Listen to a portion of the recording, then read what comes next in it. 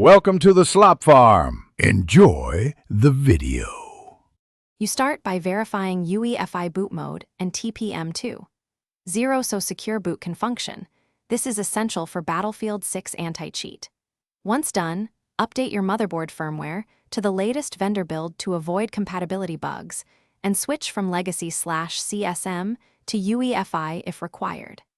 Make a full system backup and create a Windows Recovery USB, then confirm Windows Boot Manager appears under EFI entries. These preparatory steps prevent data loss and let you enable Secure Boot cleanly. You now enable Secure Boot in the UEFI menu, disable CSM or legacy support and set Secure Boot to enabled. If your firmware offers a custom mode, enroll the platform keys, pk/kex/db, and ensure Windows Boot Manager remains the active boot entry, otherwise use standard/default keys. Make sure all kernel drivers and GPU drivers are signed, reinstall vendor-signed packages so the OS accepts them. Once done, reboot several times to confirm no unsigned drivers block initialization before launching Battlefield 6. You finish by verifying Secure Boot in Windows.